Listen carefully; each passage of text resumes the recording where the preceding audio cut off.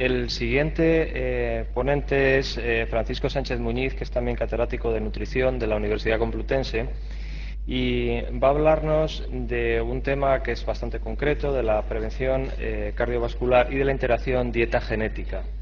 Va a hablar de posibles genes candidatos, va a poner algunos ejemplos y va a hablar de un caso concreto de lo que hablaba Ángel Carracedo al principio, es decir, interacciones gen con ambiente. Sin más preámbulo. Bueno, muy buenas tardes. Gracias, Sherman. En primer lugar, quiero agradecer la invitación a estar en este workshop tan interesante sobre genética, nutrición y enfermedad, a los organizadores, particularmente a la doctora Vaquero y, como no, al Instituto Pascual.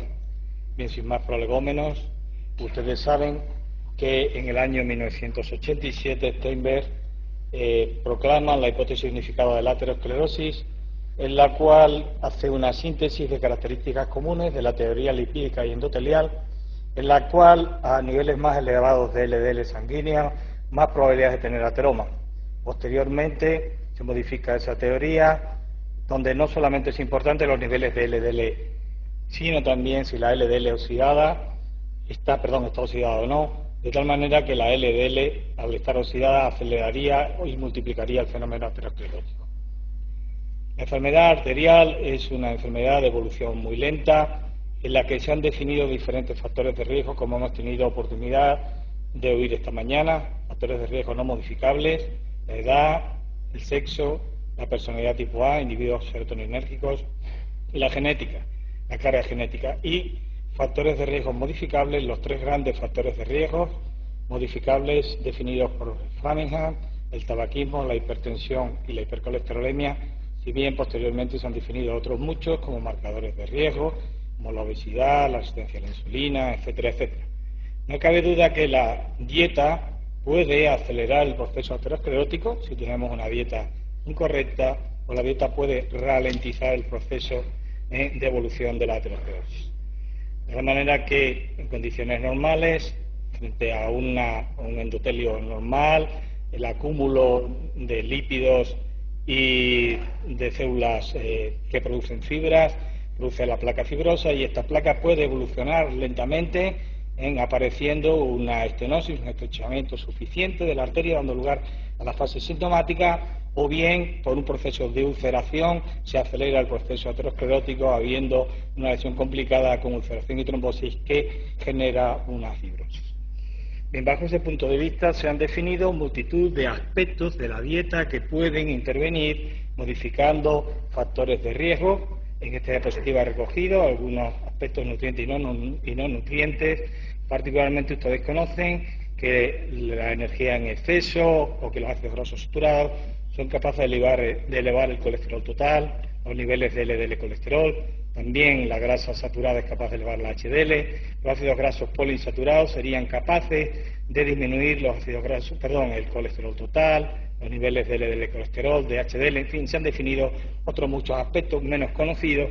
También en componentes minoritarios, pues últimamente se le da una enorme importancia a los polifenoles, si bien muchos de los estudios que conocemos son in vitro. De importancia también el cociente zinc cobre, la hipótesis de Clevay, la utilidad de fibra soluble, etcétera. La dietoterapia en la enfermedad cardiovascular se basa en estos cuatro pilares que yo no voy a detallar, pero básicamente podemos decir que todo se basa en una dieta parca, en una dieta balanceada, en una dieta equilibrada, donde debemos comer de todo y de todo poco. Básicamente vigilando el contenido de ácidos grasos saturados, el contenido de colesterol, y particularmente haciendo nuestra dieta eminentemente rica en productos vegetales.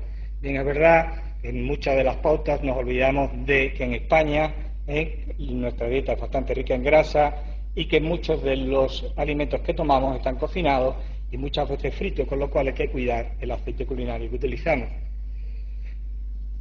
Independientemente de la dotación genética que tengamos, está muy claro que los componentes de nuestra dieta son capaces de interaccionar, de modificar la abundancia de factores de transcripción que van a actuar sobre nuestro genoma, expresando ciertos genes o inhibiendo ciertos genes y dando lugar, lógicamente, a la producción de proteínas, enzimas, receptores, apolipoproteínas, sustancias de intercambio, etcétera.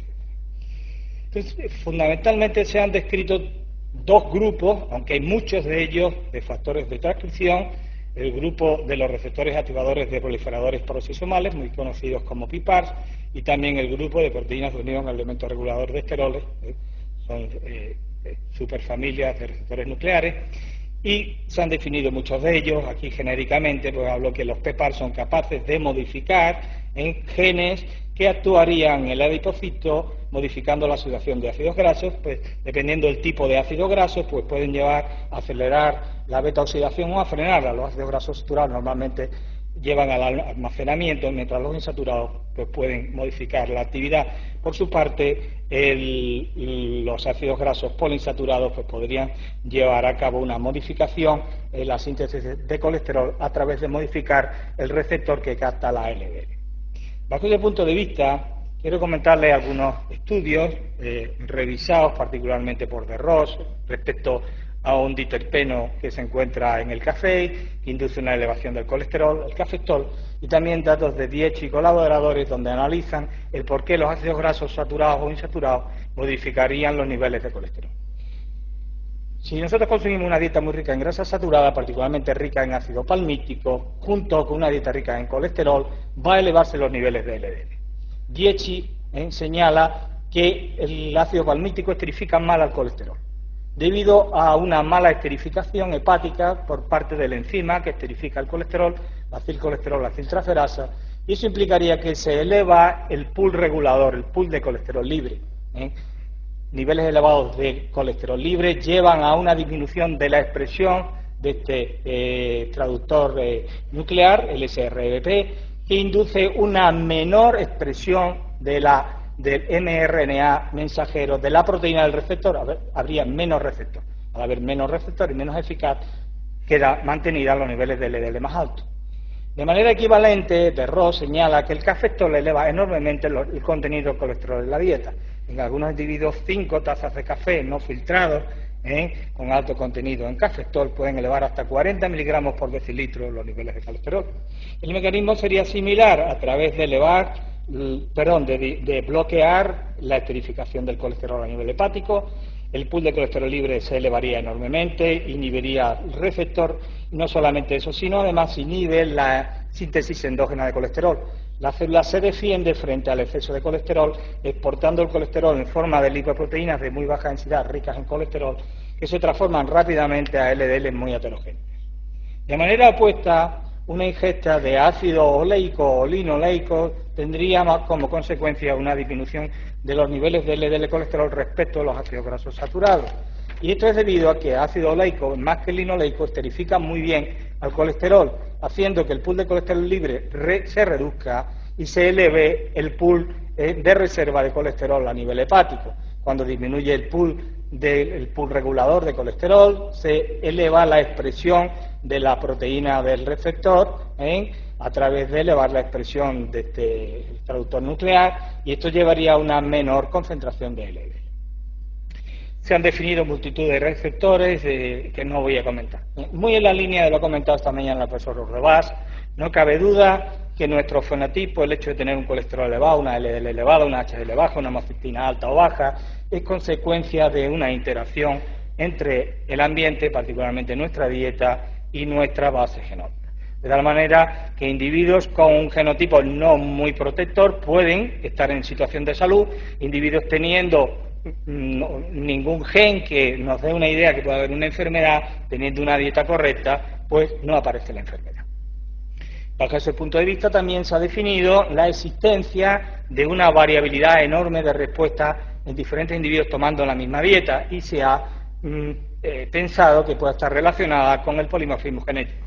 Yo les presento aquí unos datos que tuve la oportunidad de trabajar en una población de hipercolesterolémicos que eran llamados al estudio, se les retiraba la farmacoterapia y se les adaptaba una dieta de paso 1. Y aquí tenemos que existe una variabilidad de respuesta que ya comentaba el profesor Ordovás muy grande, de tal manera que la mayor parte de los individuos tienden a elevar la colesterolemia frente a fármacos cuando toman una dieta de paso 1. Si nosotros añadimos fitosteroles a esta dieta de paso 1, la mayor parte de los individuos, no todos, tienden a disminuir la colesterolemia. pues nos da una idea, lógicamente, que dentro de este grupo, eran 200, pues vamos a tener algunos que realmente son candidatos para la farmacoterapia o la dietoterapia, en la cual incluíamos ingredientes funcionales.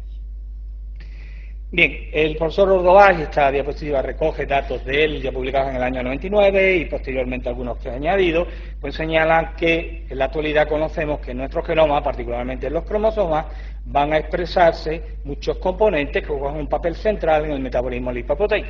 Particularmente en el cromosoma 11, pues tenemos que están los genes de la APOA1, de la APOC3, APOA4, también más recientemente de la APOA5, de la insulina. Podemos saber, analizando ciertas zonas de nuestro cromosoma 12, que los individuos expresen mayor o menor cantidad del factor von Willebrand, que juega un papel fundamental en la agregación plaquetaria. Y esta idea nos da un esquema de cómo trabajar. Si nosotros queremos o sospechamos que tal producto puede actuar de tal forma, pues lógicamente sería analizar si existen mutaciones o no existen mutaciones en un gen que es capaz de codificar una proteína o una sustancia que actúa a nivel del metabolismo lipoproteico o de cualquier otra parte o de otros factores a nivel de la enfermedad cardiovascular. Bajo ese punto de vista, y no me voy a detener a explicar esta diapositiva, ni muchísimo menos, los niveles de kilomicrones, los niveles de kilomicrones remanentes de HDL, de LDL, de ULDL, de IDL, van a depender de multitud de aspectos, de apoproteínas, de receptores, de moléculas de transferencia, de enzimas, en virtud de una serie de mutaciones, en virtud de la abundancia de receptores, de la abundancia de factores de transcripción, yo voy a tener una situación metabólica diferente o no. Como conocer todo el problema es grave, aunque ya estamos viendo, y es difícil, aunque ya hemos visto hoy que cada vez va siendo más fácil y más barato, pero realmente muchas veces hay que ir a analizar genes candidatos. De tal manera que se han definido algunos genes donde claramente conocemos que son capaces de modular la concentración de colesterol, de lipoproteínas y otra serie de factores. Particularmente interesante es el gen de la ApoE. Se han definido 3 variantes genéticas, la E2, E3 y E4, y conocemos que los individuos E2, esto ya lo habló el profesor Ordovás esta mañana, se asocian con bajos niveles de LDL colesterol, y mientras que los portadores de la isoforma E4 tienen niveles de LDL elevados y riesgo cardiovascular elevado. Particularmente este estudio de Joven et al, ya hace años, donde también participó el profesor Ordovás, observamos en una población de 250 individuos controles, frente a 250 individuos con infarto, todos menores de 50 años, que realmente la probabilidad que los que tenían infarto, había mayor frecuencia de individuos que portaban el alelo E4, mientras que los controles portaban más probabilidad de portar el alelo E3. Otros genes, por ejemplo, el gen de la APOA4 se ha definido como muy importante, juega un papel fundamental, ya la doctora Corella también lo comentó, en la absorción de grasa, el tratamiento de lipoproteínas remanentes, y una mutación a nivel 360 se asocia con niveles más elevados de HDL. Particularmente en un clúster de genes tenemos la APOC3 y sabemos que una mutación S1, S2 se asocia con niveles más altos de triglicéridos, mayor resistencia a la insulina. Bajo ese punto de vista, también en nuestro grupo ha participado en colaboración con el grupo de Valencia, la doctora Corella, analizando polimorfismos de un gen, el gen de la PON1, que es capaz de controlar la concentración de enzimas que juegan un papel muy importante protegiendo a la LDL y protegiendo al HDL de la peroxidación. De tal manera que han sido definidos diferentes mutaciones, tanto a nivel de la región reguladora como a nivel de la región codificadora. Nuestro grupo ha estudiado particularmente mutaciones referentes a la posición 55 y la posición 192, donde los individuos que presentan la mutación L o la mutación R tienen un riesgo cardiovascular incrementado. Y teniendo en cuenta estos aspectos, no cabe duda que es enormemente importante, o cada vez lo va a ser más, conocer cómo la dieta puede interaccionar con nuestro genoma, cómo nuestro genoma va a interaccionar con el ambiente, y hay que considerar otra serie de aspectos, no solamente el dimorfismo sexual juega papeles fundamentales. De tal manera que yo me voy a referir a estudios clásicos y posteriormente terminaré con algunos de nuestro grupo. Al principio de mi charla he comentado que los ácidos grasos poliinsaturados, ingestas elevadas de ácidos grasos poliinsaturados disminuyen los niveles de HDL. Si nosotros analizamos el polimorfismo de la ApoA1 en posición 75, esto sería cierto, es decir, los individuos en verde, cuando toman más cantidad de grasa poliinsaturada, disminuyen los niveles de HDL colesterol. Particularmente el profesor Rodebar refería esta mañana que eso se ha visto que es adscrito a los ácidos grasos de la familia N3. Sin embargo, esto no sería cierto para los individuos que presentan, que son homocigotos para la mutación en la posición 75A y a más ingesta de ácidos grasos poliinsaturados, mayores niveles de HDL. No es de extrañar el desconcierto cuando estudiamos la bibliografía y analizamos el efecto de los ácidos grasos poliinsaturados. Algunos estudios señalan que bajan, otros estudios que no se modifican y otros estudios que suben los niveles de HDL. Lógicamente esto va a depender del tipo de población, del porcentaje de individuos que presenten mutación o no, que hayamos tenido la suerte o la desgracia de haber analizado. Otro estudio muy interesante que participó también el profesor Mata en el estudio de Framingham señala que la mutación de la ApoA4 360 condiciona la respuesta de la lipoproteína a cambios en la grasa dietética y colesterol.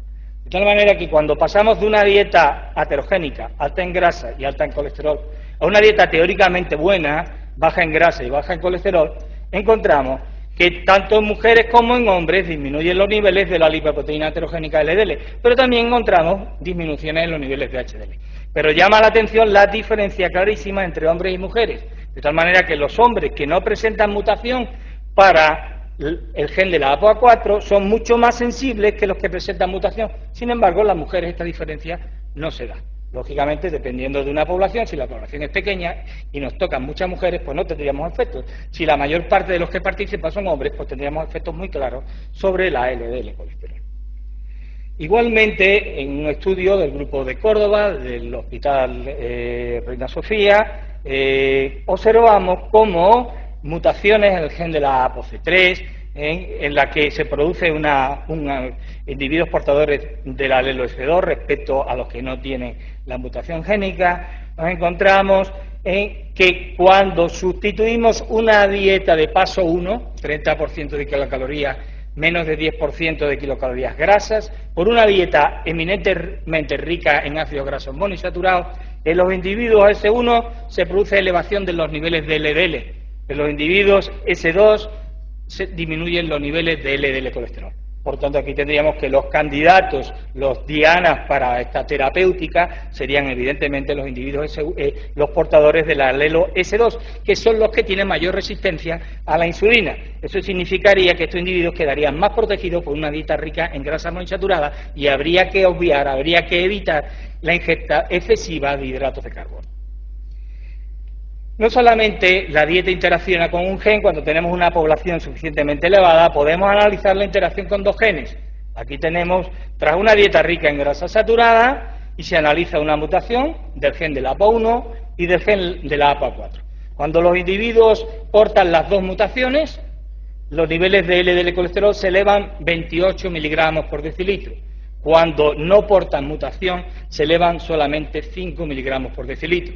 Es decir, que estos individuos podrían tomar una dieta muy rica en grasa saturada, mientras que estos, lógicamente, deben huir de esa dieta rica en grasa saturada. Datos de un estudio de colaboración entre Wageningen y Tufts University, donde también intervino el profesor Rodovash con Catán, Zoc y compañía. Ellos habían genotipado a diferentes individuos, pero particularmente tenían datos del gen de la ApoE en 530 y conocían respuesta a grasa saturada, a grasa trans, a colesterol, a cafetol, que ya he dicho antes que subía el colesterol a través de modificar la expresión del SRBP y control. Y de tal manera que tenemos en esta gráfica la respuesta en verde E2, en amarillo E3, y en rojo E4 a grasa saturada, a grasa trans, colesterol de la dieta y a cafetol. Vemos que los individuos E4 son más sensibles que los E2 a ingesta de grasa saturada para el colesterol y para la LDL colesterol. Sin embargo, eso no ocurre para la grasa trans. Los portadores E4 son menos sensibles que los E2. Cuando comparamos con cafestol, nos encontramos que los individuos E4, globalmente hombres y mujeres, son menos sensibles al cafestol que los portadores de 3. Sin embargo, si estudiamos las mujeres, nos encontramos que estas barras serían al contrario, la amarilla estaría por debajo de la E4. El colesterol se elevaría menos en los portadores E2 que en las mujeres portadoras de 4. Esto nos da una idea de lo complicado que es. En teoría, sustancias que elevan el colesterol, ácidos grasos saturados y cafestol, nos encontramos que la interacción con el gen es completamente diferente. Donde nos queda por estudiar multitud de cosas, desconocemos multitud de cosas todavía. Más recientemente se ha estudiado también de qué manera el ser portador de niveles elevados de LDL oxidados, o niveles de LDL oxidados bajos, puede estar relacionado con mutaciones en el gen de la ApoE o en el gen de la superóxido dismutasa. No se ha visto ninguna relación, es decir, los portadores de 4 no tienen niveles de LDL oxidados mayores que los de ApoE2 ni de ApoE3, sin embargo, sí conocemos que los individuos portadores de mutación para el gen de la superóxido dismutasa, existe menor proporción de individuos con niveles elevados de LDL oxidada, mientras que los que no portan la mutación, nos encontramos que hay un mayor porcentaje de individuos que presentan niveles de LDL oxidado. Es decir, la mutación es un aspecto beneficioso de dietas que contienen mayor cantidad de agentes teóricamente oxidados. Cuando analizamos el efecto del alcohol sobre los niveles de HDL y analizamos cuál puede ser la interacción con el gen que codifica la isoforma de alcohol deshidrogenasa 3, el gen ADH3, nos encontramos efectivamente que beber más de una bebida al día respecto a no beber implica elevaciones de los niveles de HDL colesterol. Sin embargo, los individuos que no portan la mutación, básicamente beber y no beber es lo mismo, pero los grandes beneficiados del consumo de alcohol serían los portadores, los homocigotos para la doble mutación gamma 2 gamma 2. Cuando analizamos el riesgo relativo de estos individuos gamma 2 gamma 2, tienen 8 veces menos riesgo de infarto de miocardio que los individuos gamma 1 que no beben alcohol, o beber en una bebida como mínimo al día. Ojo con la cirrosis y demás, implicaría una protección bajo el punto de vista cardiovascular. Yo quiero terminar mi exposición hablando de cuál ha sido la colaboración o la intervención de mi grupo en este campo, y particularmente tuve la oportunidad en mi estancia en Tufts University, trabajando en mi año sabático, de conocer cómo el polimorfismo genético interaccionaba con el consumo de margarinas ricas en fitosterol o fitosteroles sobre el metabolismo lipoproteico y de individuos hipercolesterolémicos. Después de un periodo de adaptación a una dieta de paso 1, se pasó a aportar fitosteroles a la población hipercolesterolémica y encontramos lo que está en la propaganda, en los botes estos que consumimos, tanto en mujeres como en hombres, disminuyen los niveles de colesterol, LDL, ApoB, aunque en menor cuantía de lo que se proclama. Y curiosamente las mujeres tendían a elevar los niveles de HDL mientras que los hombres tendían a disminuir. Quiero enseñarles algo que lo que me ha resultado quizás más interesante, aunque básicamente podemos decir los fitosteroles son válidos para todos. Al menos en 5 variantes genéticas que estudiamos no encontramos grandes cosas. Sin embargo, respecto a la ApoA4, la variante 347, sí encontramos algunas cosas. Voy a explicarles las diapositivas. Aquí están los datos de colesterol, datos de HDL colesterol y LDL colesterol en miligramos por decilitro, mujeres y hombres. Y tenemos la primera parte, las 2 barras se refieren a placebo, las siguientes a esteroles. Aquí tengo en rojo los individuos que no han mutado para la ApoA4 347 y los individuos que presentan mutación para la ApoA4 347. Y nos encontramos con lo siguiente, a nivel de la LDL. Las mujeres que no presentan mutación son más sensibles al cambio dietético que los hombres. Sin embargo, cuando nosotros miramos los hombres que han mutado, la variación respecto a placebo sería mayor. Es decir, que el tener la mutación favorecería a los hombres, el no tener la mutación favorecería a las mujeres. Cuando analizamos la HDL, y no hay ningún trabajo que señale que los fitosteroles modifican los niveles de HDL, nos encontramos con lo siguiente. Las mujeres que no mutan, la dietética con fitosteroles eleva los niveles de HDL. En los hombres no hay modificación. Las mujeres que presentan la mutación, la HDL disminuye. Entonces no cabe duda, es interesante conocer al menos cuáles son los genes candidatos que pueden favorecer a obtener ciertos beneficios que estamos buscando. Particularmente, y para terminar mi exposición, quiero comentar datos de una tesis doctoral leída muy recientemente, en la que analizábamos en 23 voluntarios con riesgo cardiovascular incrementado en los efectos del consumo de un cárnico funcional que habíamos enriquecido en nueces, 20% de su peso en nueces, y lo comparábamos frente a un cárnico con muy poca cantidad de grasa.